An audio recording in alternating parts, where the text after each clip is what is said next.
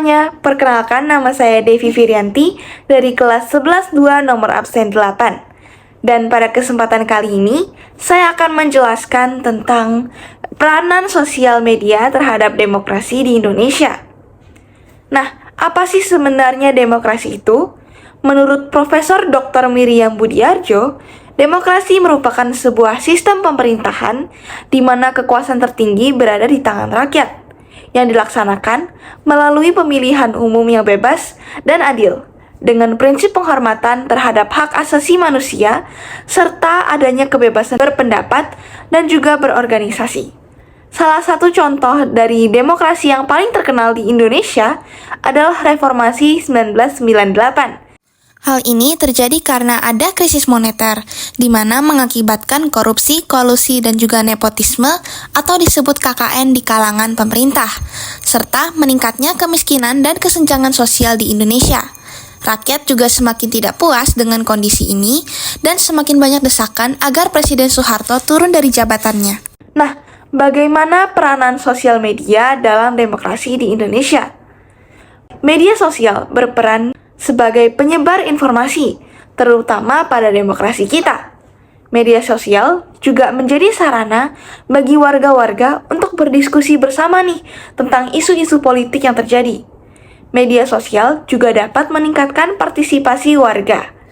Contoh dari peranan sosial dalam demokrasi Indonesia adalah pada pemilu kali ini, seluruh warga, termasuk influencer-influencer, berdiskusi dan juga menyampaikan pendapat-pendapat mereka di sosial media.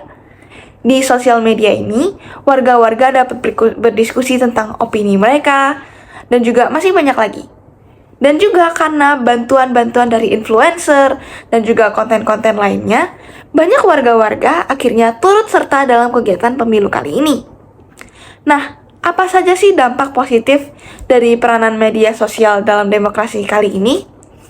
Menurut Kompasiana, media sosial memberikan kesempatan bagi masyarakat untuk mengekspresikan opini mereka. Dan juga menurut salah satu mahasiswa dari Binus University, dalam artikelnya, media sosial memberikan kemudahan akses terhadap informasi pada masyarakat Indonesia. Selain itu, media sosial juga meningkatkan jumlah partisipasi warga dalam proses politik tahun 2024 ini.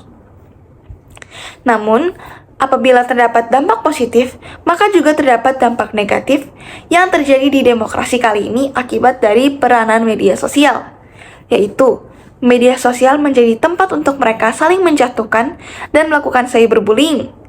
Menurut Kompas, media sosial menjadi tempat mereka untuk menyebarkan informasi hoax. Seperti pada pemilu 2019, banyak informasi-informasi yang hoax terkait misalnya Jokowi yang masuk ke dalam Partai Komunis dan juga Prabowo yang terlibat dalam kegiatan-kegiatan yang melanggar hak asasi manusia. Nah, media sosial juga menyebabkan warga menjadi minim literasi karena mereka mudah terpercaya dengan berita-berita palsu.